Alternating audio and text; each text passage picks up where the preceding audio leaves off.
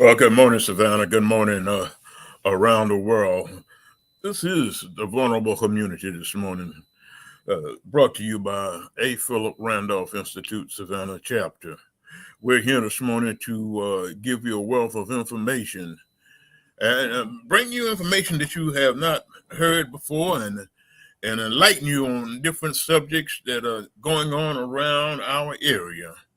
So this morning we have with us a young lady who is with an organization that's helping our young kids. Her name is Coco Papy, and we're going to bring Coco on and let her introduce herself. And when Coco introduces herself, then we're going to let her talk just a little bit about the organization called Deep, right here in Chatham County. So, Coco, take yourself off of mute and go ahead and introduce yourself. Sure. Thanks, Jerome.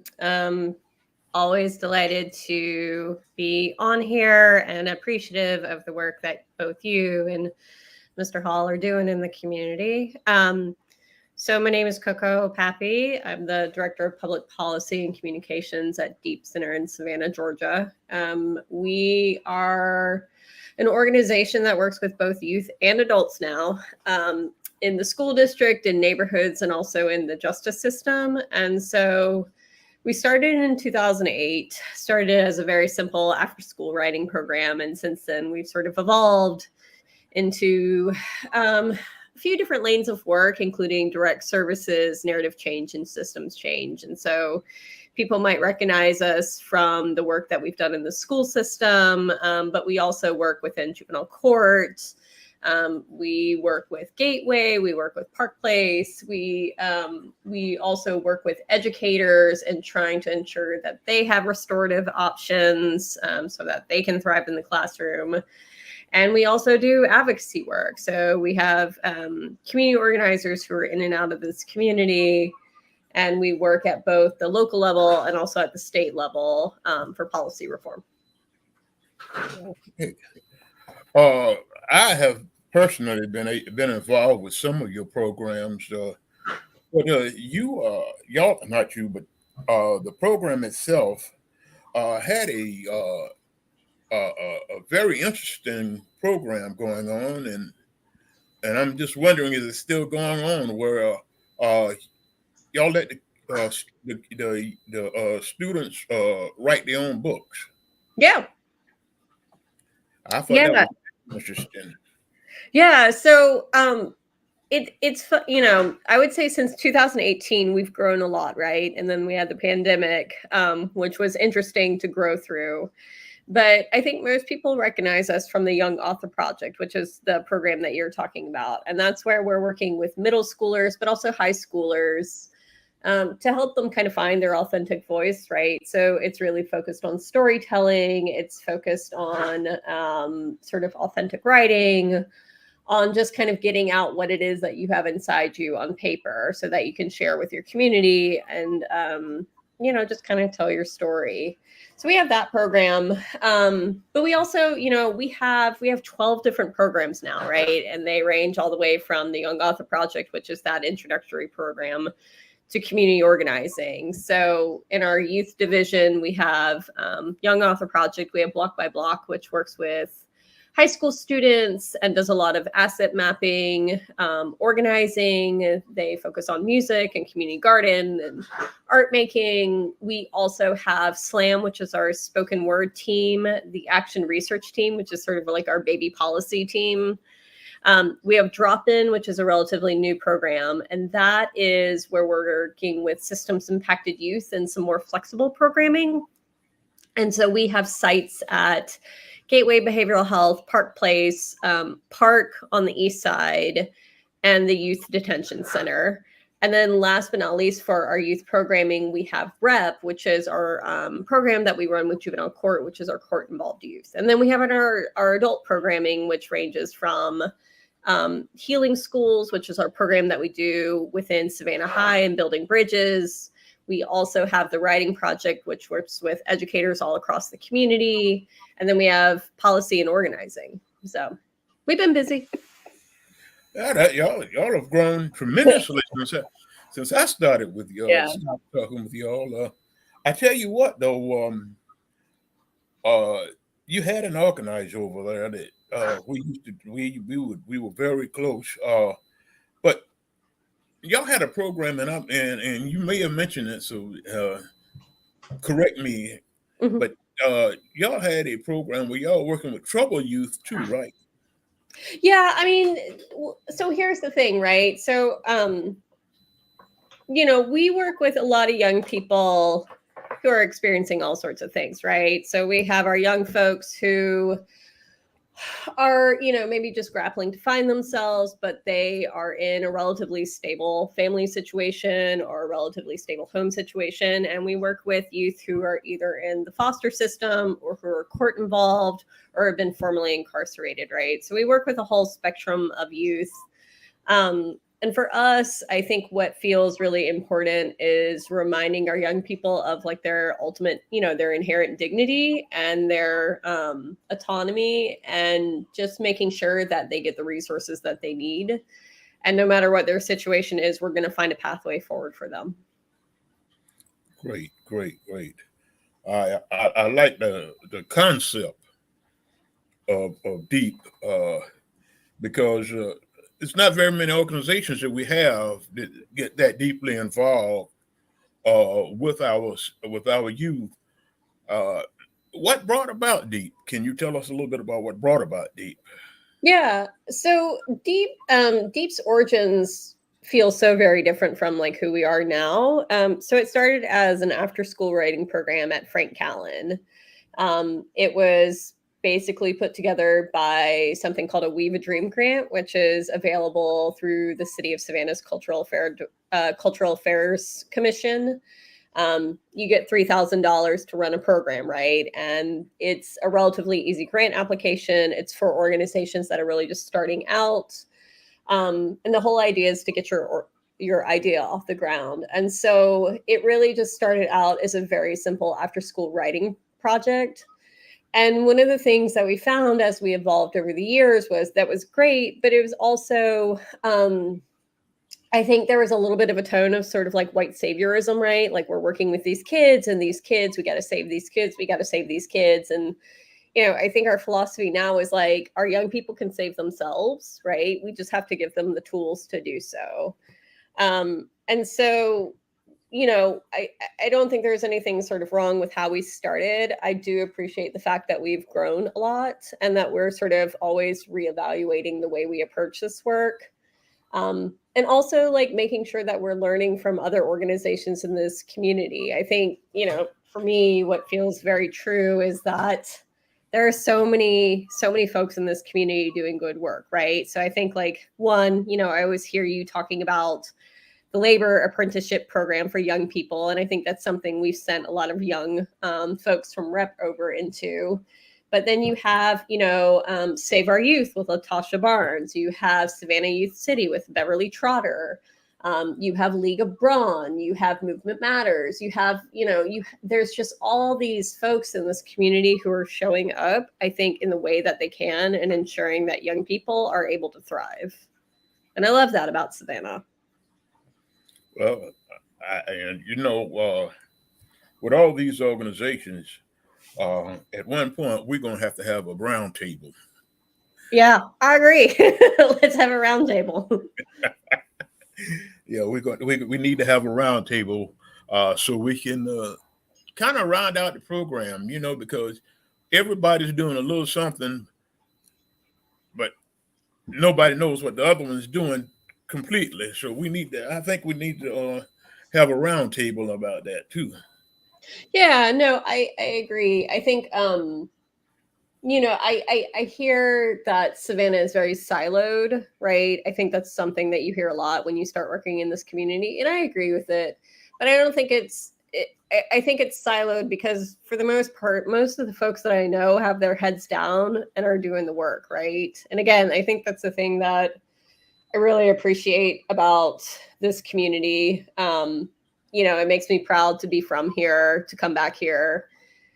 is that folks really have their head to the grindstone and are just trying to make something happen, right? And they're usually doing it with, not enough resources, or, burning the candle on both ends. I think I both, heard you and Mr. Hall talking about, being tired before this podcast, and it's because you're both working, right? And, I just, that's not to say that we don't need resources, or, maybe a little bit more bandwidth, but I think it really speaks to the character of a lot of folks who live here in Savannah who want a more just and equitable community, right? And they're willing to do what they need to do to make that happen.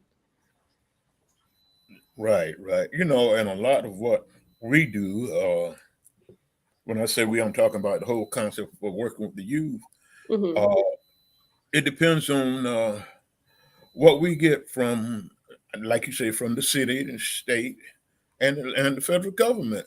Mm-hmm. And when we have to work and we have certain limitations that we have to go through, you're right. We have to stay on the grinding stone, because you have to make sure that everything is in proper order, to make sure that the concept is completed.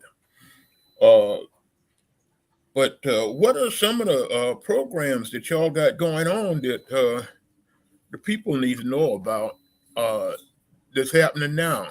Yeah, absolutely.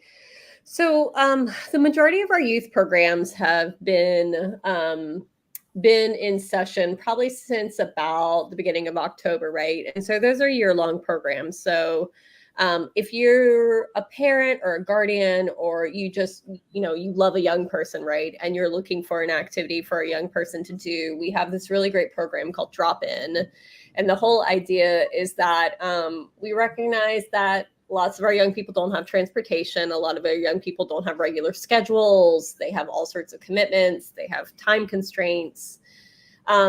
And they also just might not be interested in doing the same thing for an entire year or 12 weeks. And so we created this program called Drop In, and it takes place at Park Place Outreach, Park on Pennsylvania Avenue on the east side, Gateway Behavioral Health Clubhouse, and the Youth Detention Center. And so the whole idea is we're trying to bring programs and activities that young people are saying, this is the thing that I'm interested in, that we wouldn't be able to technically offer in like a lot of our spaces. So like one of the things that we do is like we do hair braiding, we do tattooing, like nothing permanent, of course, but like tattooing. We do cooking classes, we do yoga. So it's about young people identifying the thing that they're interested in but might not have the capacity to do in their regular lives, and ensuring it's accessible as possible to them. So that's open to all young people, right? And also too, if like you're a young person in Savannah who's like trying to make their way here, and you teach yoga, or you're an artist, or you're a writer, like I would encourage you to reach out to us. We're always looking for teaching artists to come in and work with our young people. And I would also say, if you don't see yourself as like a traditional artist, which like, I don't even know what that is at this point. But if you're someone who's like, well, I do landscaping and that's my art, right? Like we would encourage you to come in, because our young people are doing community gardens, right? And they want to hear from someone who's basically made a way for themselves in this world by their art being landscaping, right? So the whole idea is opening up this idea of like what art is, what creative expression is, and like also like how it can be a workforce development issue. Okay. Yeah. When you said the cooking, you got space in that class for me? Yeah, well, totally. Everyone is welcome, right? We'd be happy to have you there. No, I'm just kidding. I had to learn to cook the hard way. Yeah. The other thing too is we do like I think we're identified as like a youth serving organization, right? And we very much are, but we recognize that like youth don't exist in a vacuum. They have families, they have people in their neighborhoods that they care about. And they eventually become adults, right? And so we're also doing a lot of adult programming. So we work with educators within the school district to help them combat burnout, to help them kind of combat I would say, the political warfare that they find themselves in right now, right? When we are passing laws that are outlawing Black history or LGBTQ issues being taught in the classroom. And we're also ensuring that they are armed with restorative practices that are based in restorative justice so that we're not inadvertently like kicking kids out of the classroom, right? We also, another big vein of our work is we work with justice-involved citizens, right? Justice-impacted or justice-involved citizens. So one of the things that I feel super proud about right now is we're running an expungement clinic with DeVetter Law, Filling the Gaps, and a few other groups. And so the whole idea is in Georgia, if you know, 1 in 3 people in Georgia has a record. So that's almost like half the state, right? So like the question isn't like, do you know someone with a record? It's who do you know? And so for us, being able to set up this clinic to be able to walk through people and help them get their record clean so that they can access employment and housing, and just like, you know, have the fresh start they deserve, right? Like you have, you know, you've done the thing you needed to do. We shouldn't have to pay the price for that forever. So ensuring that someone can thrive, right, in their current conditions. And so we can help with felony early termination of felony probation. We also do rights restoration work. So if you're trying to have your right to vote restored, we can help you with that. And then also just like resource gathering. So. Yeah, you told me something I didn't know you were doing then. Yeah. Because we have so many young men in our program that's been in our program come to us that we couldn't help because they had records, you know. Yeah. And it's painful to think about how many of our youth do something that's foolish, but it follows them the rest of their life. And expungement is the way for them to go to it and get this cleared up off their record. Because of building futures, we have people come to us, but we can't do anything with them because they have the record. Because we do a lot of government programs, and our people work on government projects, and the government say, "Well, you can't come on our project with a record." Yeah. Well, you know, none of us are the worst thing we've ever done, right? And I think we're really staunch believers in that. That's even right. when it's hard, right? And I think like it's easy to say something like that, and it's harder to embody those values when it challenges, you know, when it challenges you. But for the most part in Georgia, you know, you are able, there are certain offenses, most misdemeanors, and then a few different types of felonies you can have expunged. And so for us, we are always happy to basically walk through the process with someone. We also offer advocates. So you walk into the expungement clinic, you sit down with a lawyer who sort of temporarily represents you in that moment while you're going through the process. And then you can get assigned an advocate. And that could be like myself or someone from Filling the Gaps or just one of the other many like amazing volunteers we have. And the whole idea is that's a person that you can call and say, you know, I feel like I'm getting the runaround from this person, or, you know, I'm kind of scared to call. Like, what if I get in trouble? And so, you know, you then have us who is like, I enjoy being professionally annoying for a living. So like, let me call and like advocate, you know, and try and get this thing moving. Okay. We need to take a quick break for a commercial, but we'll be right back. Hold your thoughts, Coco, because we're coming back at you. Cool. Thank y'all. All right.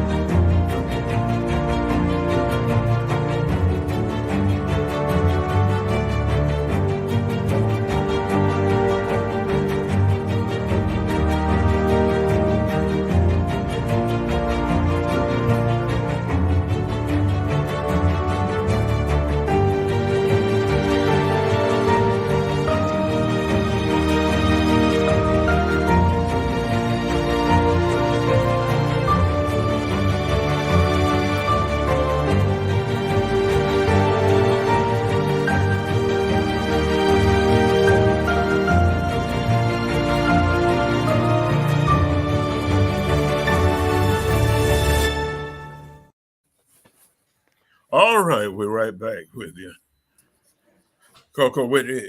Um, with the expungement program, uh, what's the age limit that y'all taking the expungement program over there? Yeah, so we don't do juvenile expungement, and the reason we don't do that is because for young people who enter the court system, their records are for the most part sealed, right? As long as it's not I would say one of the sevens, right, which are these a category of offenses that usually land young people in adult court, right? Which is a whole other conversation I'm happy to have about why we should not be doing that. But in the state of Georgia, the age of being a legal adult is 17, which again is a whole other conversation I'm happy to have about why that should not be the case. But starting from 17 and basically on, we are more than happy to work with you on your situation. And again, there are some charges that there aren't things that we can do, but we can kind of figure out a pathway forward to you to where you can get resources, or what is the best path forward for you look like, right? Ultimately, like what the goal is to ensure that people can thrive, right? You made a mistake, okay, but that mistake does not define you, and we want to be a group of folks who are ensuring that you have the ability to thrive. And one of the other things that a lot of our young adults and people who have been in the system don't realize is the fact that once you've paid your price and you paid your dues to society, that you are eligible to vote again. Mm-hmm. And a lot of them on the vote. Well, I did this, and they told me I got a record, so I can't vote. No, no, no. If you paid your debt, your dues to society, did your time, then you can vote. Yeah, exactly. A lot of people don't know that, right? And I think especially now, at least looking at the state of Florida and what they've done, passing this bill that essentially said, it doesn't matter if you have a felony, you can still vote, and then going and rearresting all those folks, right? I can understand why people are scared. But you're absolutely right. If you have a felony offense, you can restore your right to vote, right? But one of the things that we definitely find with folks is that when they get out, immediately like how, I need a job, I need a place to live, I need to be able to pay my bills and pay, my probation or parole fee every month, right? I don't want to go back. And That's so right. for us, we find that, the restoring the right to vote, if that is what a person needs, is usually pretty low on the list. And ensuring that people have what they need to be stable sort of takes priority, right? And so, again, like thinking about the groups in Savannah that are doing some really good work, I think, you have folks like the Offender Alumni Association or Filling the Gaps, these groups that are ensuring that when folks exit the carceral system, that they have what they need to thrive, right? We kind of have this real ridiculous system where we put someone away and then they come out and we say, okay, now go be a good citizen, except that we make it absolutely impossible for them to go be a good citizen, right? How of it makes sense to me. Well, when you put a person on the street, tell them to go make money, and especially a young person, and they don't have nothing else to do, what do you expect them to? What do they expect them to do? To go back into the system again? And it's like a revolving door if it keeps going. Mm-hmm. But it takes groups like yours, mine, and everybody else's out here to try to stop that revolving door. Uh, I applaud y'all because it has been proven that at the third grade level they start rating kids and having them labeled as prison bound. Yeah. And there has to be something that we can do to change that, because Yeah. it's terrible that a third grader hadn't even started life yet, but you're labeling them prison bound. Yeah. Completely agree. But with the your work with Park Place and other organizations, and I have to tell everybody, I know you probably gonna beat me up later, but you helped me start building futures. No, I would not want to ever take credit for that. That was your own. That is your own ambition and I gumption, didn't know how to right? put it on paper. You had to put it on the paper for me, and I appreciated that. I always appreciate that. But building futures, we've come a long way. We've got some success stories that really going. In fact, I had a conversation with one young man last night. He says, "Where I'm at, it's cold." He's up in he's up in Illinois. He's from down here. He says, I'm not staying up here. I'm coming home."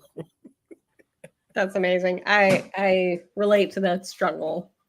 As a former Southerner in the North, I relate to that. But no, I mean, like, I think like that's what we all want, right? I think, you know, sometimes we talk a lot about the barriers that we face or that we see folks facing or that we're facing, right?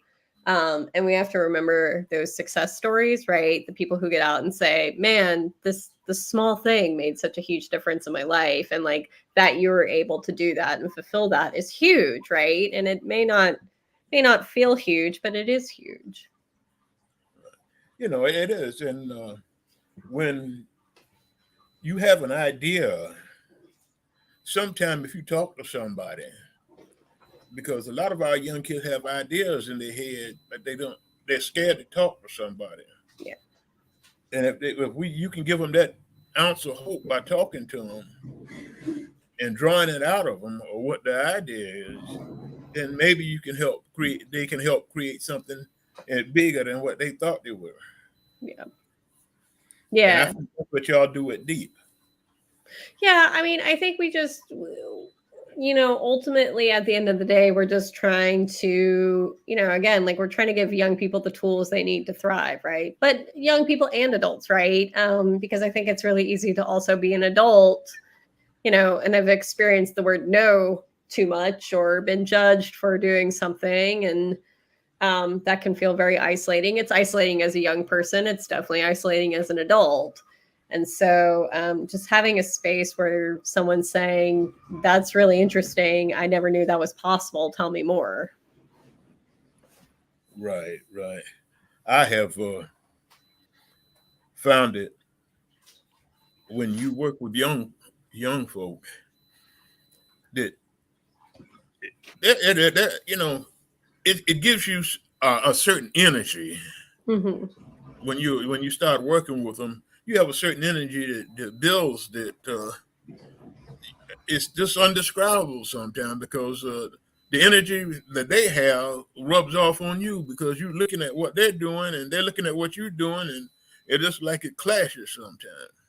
Yeah. Well, and I love that young people challenge me, right? I think, there's sort of like the generational pattern, right, of becoming the older generation and being like, these young people, they don't understand this, and this. But I really love how young people challenge me. They challenge me to think differently about things, to potentially revisit some of my biases. I think that challenge is great, right? For what young people might not have in the experience that like older folks have, they have in idealism and the hope that things can be different. And I love that about young people. We should all have young people challenging us. They always do. I love the question. I do. Mm-hmm. I love the question because a lot of times they'll ask you a question that you have to go back and think for yourself. I better go back and research this Yeah. because they can ask you some real hard questions sometimes. But besides that, what else is Deep doing? Yeah, totally. So we have a community organizing program, and that is run by Omari Fox. I think y'all have met a few times. But the whole idea is working with folks on the ground to connect their issues to what is happening both at the state and local level, you know, around public policy. And so he's doing some really great work. He facilitated a week of power last week. And the whole idea is, you know, one of the sessions we had was a restorative circle, right? And training local organizers or change makers, however you identify yourself, how to do restorative justice and how to embody those principles in your work, because it's really hard, right? It's really hard. I think we tend to repeat sometimes the things that we're against, right? And so for us, it's making sure that, one, that we can show up as best as we can, but two, that when we are in community, we're not inadvertently doing harm to one another. You know, and we're extending grace and empathy in a boundaried way to ensure that, like, we can all show up as best we can. And then this weekend we have an unconference, which is really exciting. So if you had asked me what is an unconference, I would have been like, I don't actually know what that is. But the whole idea is that conferences are pretty boring. I think we've all been to a conference that we certainly did not want to go to. And so this weekend, our Healing Schools team and Georgia Southern School of Education are hosting a one-day event where Omkari Williams, who's originally from Savannah and has recently published a book on activism, is going to come and be sort of the keynote speaker. But it's going to be trying to solve issues that are commonly found inside school buildings, and how we deal with those on the ground level up, right? So I think sometimes people think, go to your school board, go to your superintendent, and that's good. We should absolutely do that.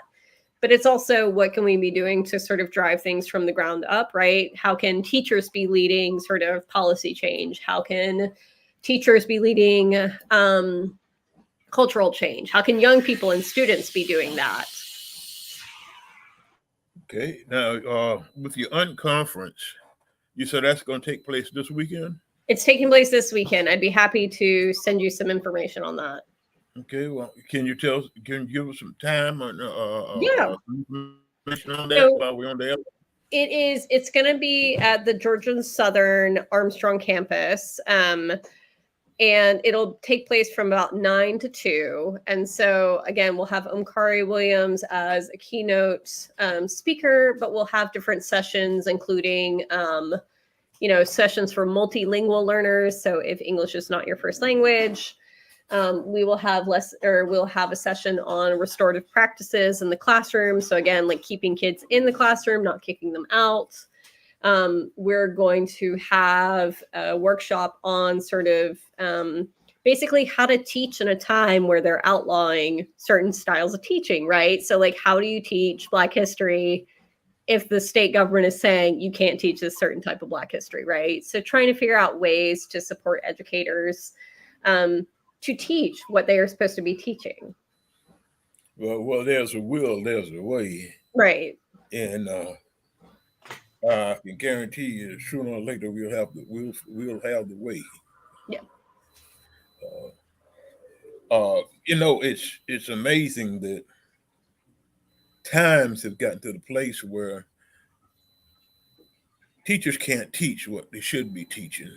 Mm-hmm. I remember we had books we had to take home that was so heavy. They talking about backpacks. Now we had to tote them in our hand.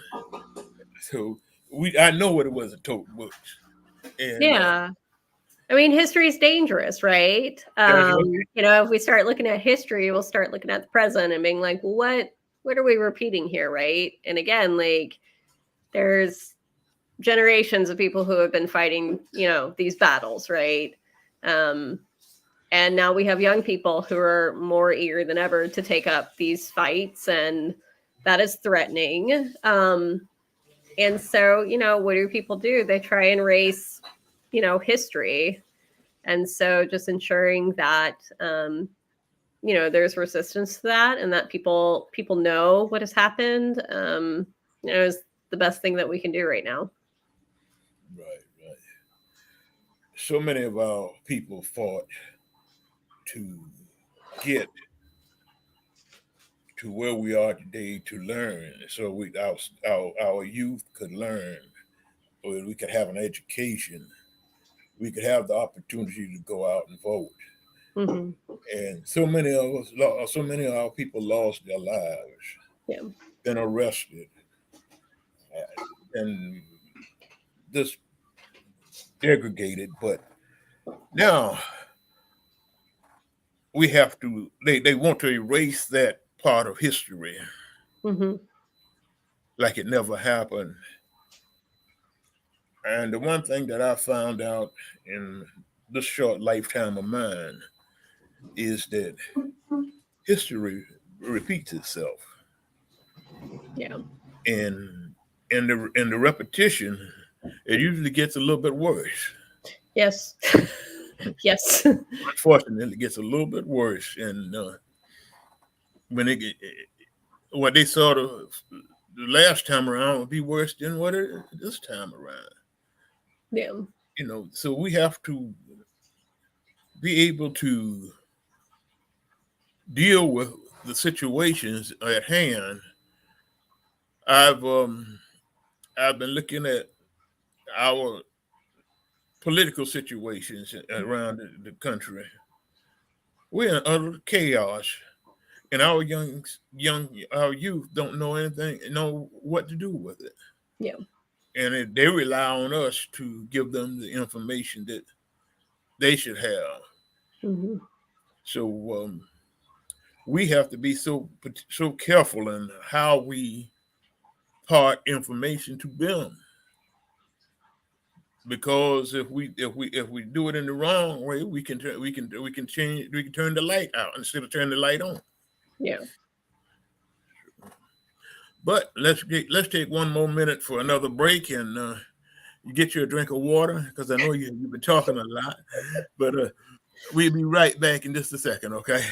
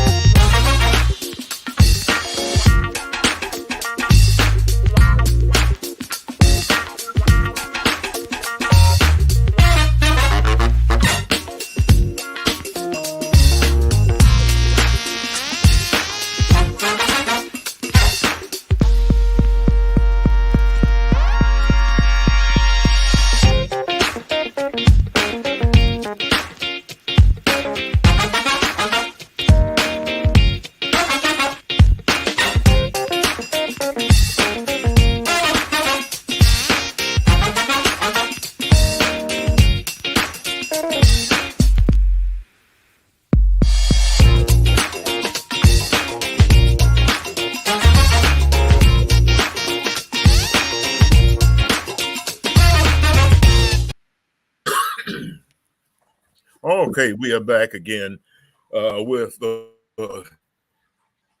Coco Papy, one of the brightest young women in Savannah that I know, and she Stubborn. has. Hard-headed. Maybe not smart. My mom always said, if you're going to be brave, you better be dumb. So I relate to that.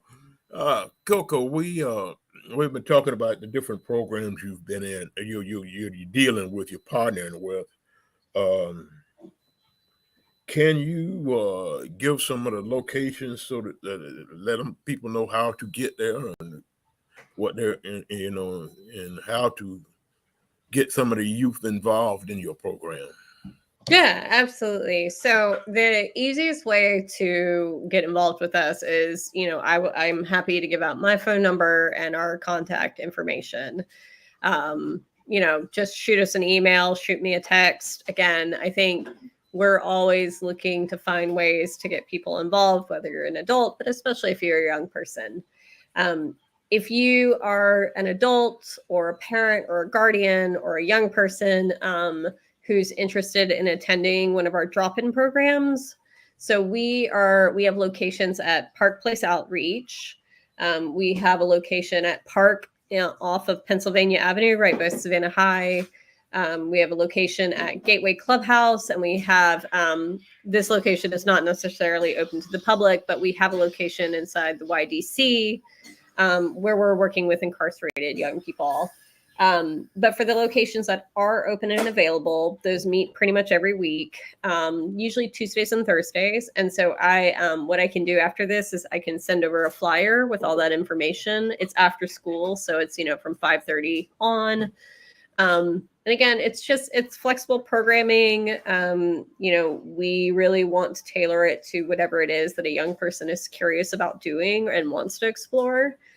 So come with ideas and come with openness and, tell us what we can be doing. Okay. Now, is there a process For signing up for drop-in? For someone that wanted to volunteer to help y'all? Yeah, so it depends on what program you want to be involved in. So if you want to be a writing fellow who works within the school district, we have an application for that. We do offer stipends, right? So their paid opportunities.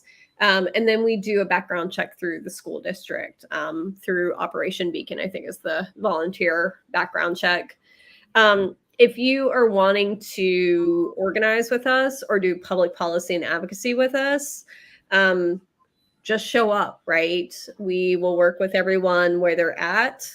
And the biggest thing is, one, how can we lift up what's already being done and just throw our weight behind that and support it?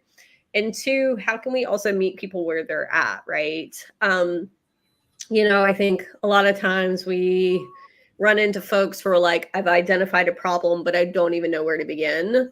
And so for us, it's sort of finding all the steps in between from, here's how you could contact, your city council person, right? And this is how you do that, to, here's a bill that they're going to file at the state, how, the General Assembly, and this is how you advocate for that. So, but we also do things like mutual aid and resource gathering and, teaching people how to embody sort of restorative practices so that they can take care of themselves and their community. Okay. That is interesting. A lot of people, when they see the program, they ask, well, how do you get involved? And that's one of the reasons why I asked that question. Mm-hmm. Because we have a lot of seniors out here that right now that has nothing to do. Yeah. And they would love to have something to do. I found it a few years ago in my aging process that although I'm getting older, I still have some usefulness left, but I have to take that part of my youthfulness and help bring along somebody that's younger than me. Yeah. So we have to keep the process going by training somebody younger than us, because sooner or later we're going to be out of the way, whether we like it or not. Yeah. Yeah. And we want people to replace us, right? Like, I don't want to be in this position forever. I shouldn't. And so having young people that we're training up to replace us is huge. But I think also to your point about, the elders in our community still having lots to offer, right? And the wisdom that comes along with that, and how hard it can be to have intergenerational space sometimes. I think one of the great things that Omari has done is he set up these senior writing workshops at Moses Jackson that are kind of modeled a little bit after the programs we do in the middle schools. And it's working with folks, who have been in West Savannah all their life to capture those stories, right? And a lot of that was inspired by Chelani, who wrote Crack Teeth, by the work that she's done and how he's sort of looking to carry that on and put his own spin on it. But yeah, I mean, having intergenerational space is powerful. That's right. Oh, I think that with programs like Deep, our kids would get a head start on life. You know, we want to offer something, but a lot of times we offering the wrong thing. And now I won't say the wrong thing. Let me rephrase that. We offering it in the wrong way. And I applaud y'all for taking the time to put the program together so that the kids could, our youth can get what they really need and be able to nurture them on. Yeah. But we're not, I'll say this, there's lots of stuff that we are not doing that other folks in this community are doing, right? Again, I think I listed off some organizations at the top. TIP, Talented Individuals with Power, Savannah East City, Save Our Youth, League of Brawn, UMA, who's run by Trey. You know, there's all these folks in this community who are doing really amazing work. And I think if there's like an offering that I can make is that, you know, Deep has the position of being a little bit of a bigger organization these days, which is great, right? And so however we can be working with other organizations in this community, and giving them the resources so that they can also be doing this work, so that we can be supporting that work. We definitely are interested and encourage folks to reach out to do it. You know, one of the things we're doing right now with TIP is we're doing a research project on the experiences of formerly incarcerated youth. And we're doing that by training formerly incarcerated youth to interview each other, right? They don't want me to interview them, and that's fine, right? Like, I'm probably not going to get the information that they're going to share with young people who have shared a similar experience with them.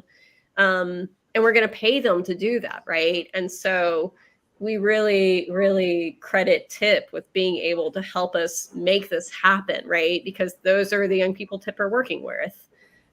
So I would say if you're a youth serving organization in Chatham County and you're interested in working with us, like, reach out and let's figure something out so we can get y'all paid, and we can work towards the same goal. Right. That's great. That's what I'm talking about. You know, y'all are using innovative ideas that a lot of people don't even think about. And that's what we have to do. We have to think. Yeah. We have to think ahead of the game, and we have to think deep. You know, and that's a logic I've been using for a long time. You got to think real deep. You can't look at something and just look at it for face value. You've got to go deeper than what it really is, and that's why I wanted to have you on the program, because you've gone deeper than I thought y'all were way deeper than I thought you were. We're trying, just like everyone else. We're trying. Yeah. Well, I mean, you know, the fact that you're trying is deep enough, because who out here is not trying? That's the thing. You know, we have the resources are here, but we don't use them. Because who thought 6, 7 years? What was it, about 7 years ago now, that Building Futures would have got off the ground? Yeah, and look at the work that y'all are doing now. Yeah, so you know, we got to keep going. We've been able to go into the high schools and get some kids out of high school and put them on a very lucrative career. And now you've got your program. We need to be tapping into your program to find out what youth that y'all have that's coming out, that's not going to college, that we can put them in the right career and get them on a lucrative career. Yeah, it feels like. Oh, I'm sorry. I did not mean to interrupt you. No, go ahead. I'm sorry. I'm finished. I was going to say, it feels like there's a conversation overdue to have with you and potentially Julius Campbell to talk about, you know, how we can bring the work that you're doing into our rep space, right? Because we're talking about young people who are like, I'm not going to go to college, right? And that's okay that all young people aren't going to go to college, right? Like, we should just embrace that. There's tons of other paths to success. And I think, you know, your organization is showing that, you know, look at this. This is a pathway to success, and That, having our young people being able to experience that. that is so true. You know, when getting like when this young man comes home, I'd like to have him. I am not gonna like, but I'm gonna get him to talk with some of the youth Mm-hmm. about the program because he is an electrician and he's making a very lucrative career. Yeah. And what he did, the work, his experience, and he's like what 24, maybe he ain't 25 yet, Mm-hmm. and he's already he's making six figures and Making more than me. he's making more than me. And good for him. But you know, it's a thing that we can't sit back because we can't do it. Push somebody to go farther than we have. Yeah. And that's what our goal is, to push and make our young folk a whole lot more successful than we were. I agree. I think that is the legacy we need to leave behind. Yeah. We got about 6 minutes left, Mm-hmm. and I'm gonna give you three of them six to do a wrap up of your program. Yeah, I mean, I think, you know, the biggest thing is I'm not going to go back into all that we do. I think the biggest thing I'd love to leave people with is the encouragement that, like, we would love to partner with you, right? Um Again, I am always in awe of the people who exist in our community who are doing all these different things, often as a labor of love, right? um, you know, and for us at Deep, we want to be able to support those efforts in the way that we can and partner, right? And really lift up good work that's being done in a way that we can. And so if you have a program, if you're doing something in this community, like, reach out to us, right? We definitely are interested in working with you. You know, and are just really eager to kind of figure out, like, what do we do next? Um, and then I think the last thing is, we're sort of redefining, like, what we do with the next, like, 5 to 10 years. I'm really excited that we have a new executive director. Her name's Dr. Holly Whitfield. If you haven't met her yet, she's fantastic. I think she's exactly the leader we need in this moment. You know, and back in 2018, we made the really intentional decision that we could no longer hold up young people for the good that they were doing if we weren't going to deal with the barriers that they were running into, which is why we moved into systems change work and why we started working with adults. You know, and now we're at this place where we have new leadership and we're looking at the next 5 to 10 years and thinking, okay, what are we going to do next? And we haven't really answered that yet. But what we do know is sustaining what we are doing to ensure that we can fulfill our promises to this community and keep showing up in the way that we can is number one, first and foremost. So We appreciate all that. Coco, we appreciate you being on the program with us this morning on the podcast. We look forward to you meeting your new director, and I know we're gonna run into you somewhere down the line. I'm sure. Thank you But for to having me. everyone out there, It is everyone always, out there, what go now? ahead. Oh no, thank you for having me. It's always a pleasure, and I'm just sorry it took so long. It is that time of No year. problem. No problem. But to everyone out there, remember to go to the polls and vote.